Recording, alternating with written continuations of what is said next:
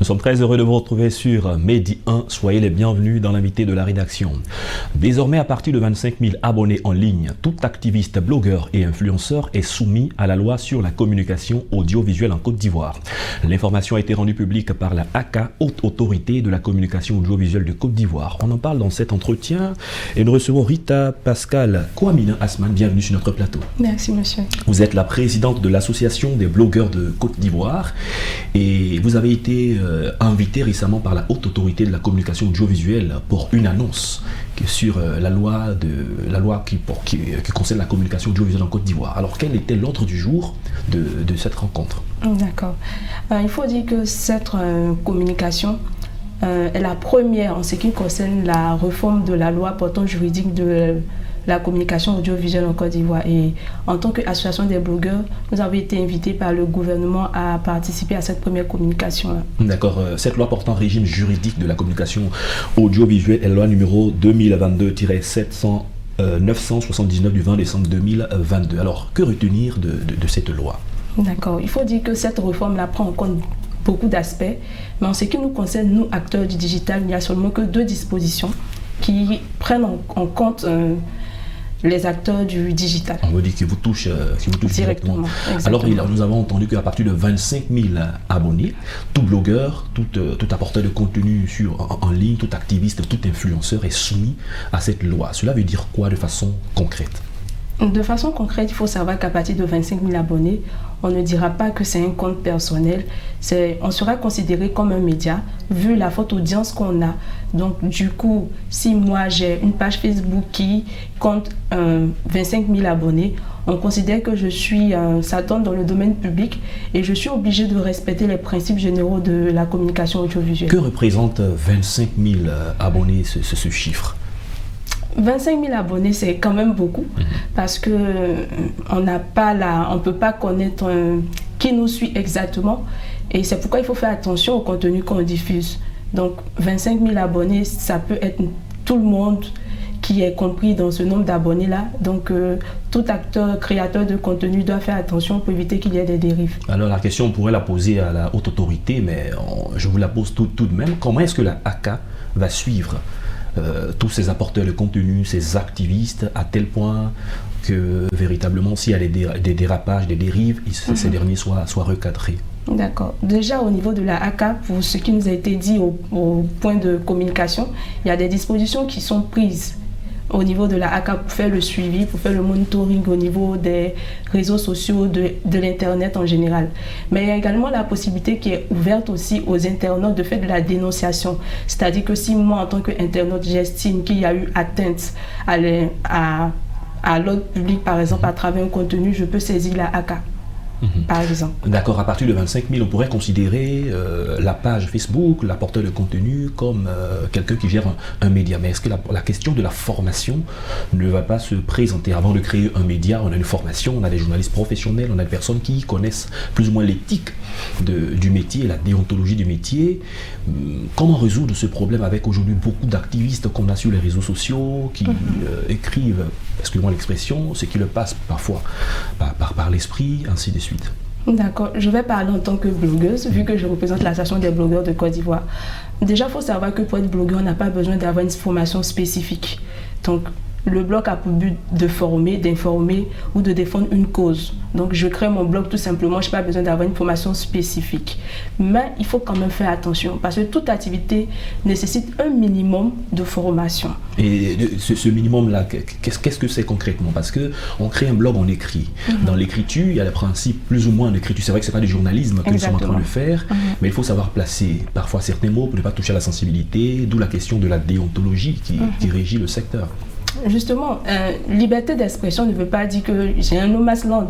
Donc il faut faire attention au contenu qu'on véhicule. D'où l'intérêt de se former. On peut partager son opinion sans toutefois heurter les sensibilités des gens, sans toutefois être en infraction au regard de la loi. Donc il est important déjà de s'informer pour connaître les normes en vigueur, parce qu'il faut savoir que tout internaute, qu'on soit blogueur, influenceur ou activiste, il y a des normes qui régissent l'utilisation des réseaux sociaux en Côte d'Ivoire qui sont dépendantes de celles de la ACA. Qui sont indépendantes de celles de la ACA. Jusqu'à actuellement, à ce jour, avec la nouvelle loi qui vient reconnaître l'existence des créateurs de contenu.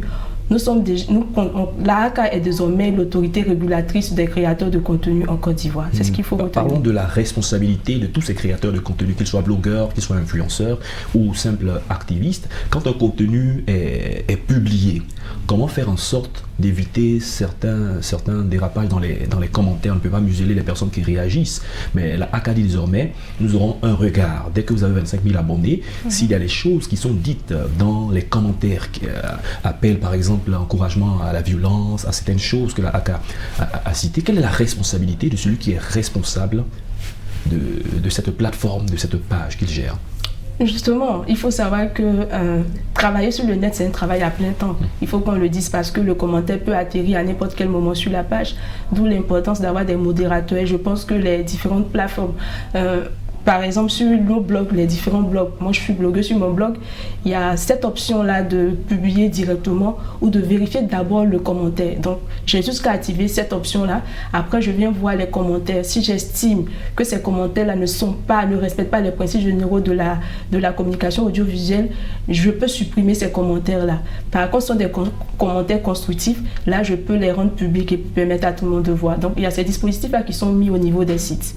Que pensez-vous des personnes qui estiment que c'est un peu une sorte d'astreinte, une sorte de restriction de la liberté d'expression? C'est un droit fondamental. Oui, à ce niveau-là, il faut dire que quand j'ai été portée à la tête de l'association des blogueurs et nous avons eu écho du projet de loi, on s'est inquiété en ce qui concerne la liberté d'expression. Parce que ce qu'il faut savoir, c'est que l'un des principes fondamentaux du blogging, c'est la liberté d'expression. Chacun est libre de s'exprimer sur des sujets d'actualité ou des sujets de société. Et nous avons entrepris une série de démarches auprès des autorités, entre autres la ACA, l'ANP, pour en quelque sorte faire un plaidoyer. Et bon, là, on ne peut pas dire qu'il y a eu vraiment restriction au niveau de la liberté d'expression. Ce qu'il faut savoir, c'est que toute activité doit être régulée et c'est important pour la société. Et cette régulation-là qui intervient n'a pas pour but d'empêcher, de museler les gens, mais plutôt de permettre qu'il y ait un certain équilibre, un respect des normes qui ne vont pas conduire à une dérive sociale. Pour l'association des blogueurs de Côte d'Ivoire, comment définissez-vous un influenceur? On en parle tout le temps. Est-ce que c'est le nombre de personnes qui vous suivent, c'est le contenu, ou du moins c'est l'impact qu'on a également sur ceux que nous suivent? D'accord. Je pense que le terme influenceur va varier selon le secteur. Si vous partez, les marques vous diront qu'un influenceur, c'est celui peut-être qui a un grand nombre d'abonnés. Mais là, si on se base sur la nouvelle loi, on vous dit que c'est toute personne qui utilise un blog, les réseaux sociaux ou tout autre moyen de communication pour partager son opinion et qui peut influencer le comportement des personnes. Et moi, je retiens ça. Que ce soit positif ou négativement. Négatif, voilà. Donc, on peut influencer positivement ou négativement. Moi, je retiens qu'un influenceur, c'est quelqu'un qui est capable de faire changer la donne, changer les mentalités. C'est ça l'influenceur. Donc, à ce niveau-là, je dirais que c'est notre prochain, c'est notre vis-à-vis qui pourra dire que lui c'est un influenceur ou pas. Mais au regard des marques, on dirait que c'est quelqu'un qui a un grand nombre d'abonnés. D'accord. Après cette rencontre avec la ACA, l'association des blogueurs de Côte d'Ivoire, quelles dispositions est-ce que vous prenez pour être en phase avec la nouvelle loi? Déjà, il faut savoir que nous sommes dans un pays de droit et en tant que déjà Ivoiriens citoyens, nous avons le devoir de respecter toute norme édictée par l'État de Côte d'Ivoire. Donc, nous nous efforçons, nous, de respecter cette norme-là, de ne pas être en infraction au regard de la loi. Et c'est la raison pour laquelle à l'association des blogueurs de Côte d'Ivoire, on met beaucoup l'accent sur la formation, sur l'éducation de nos membres à la bonne utilisation des réseaux sociaux. Nous nous inscrivons dans cette ligne droite-là et surtout que cette année est déclarée année de la jeunesse, nous allons encore renforcer l'aspect formation à la bonne utilisation des réseaux sociaux pour que tout le monde y tire le meilleur. La ACA, certainement, on saurait compter sur l'association des blogueurs de Côte d'Ivoire, d'autant plus qu'elle vous a fait appel pour vous porter cette information. Vous vous inscrivez, comme vous l'avez signifié, dans une dynamique de formation. Vous faites également l'écho de toutes ces musiques qui ont été prises. Rita, merci d'être passée sur notre plateau. C'est moi qui vous remercie. Nous avons eu le plaisir d'échanger avec vous. Je rappelle que vous êtes la présidente de l'association des blogueurs de Côte d'Ivoire. C'est la fin de cette émission. Merci à tous de l'avoir suivi. Excellente suite de nos programmes sur Medi 1.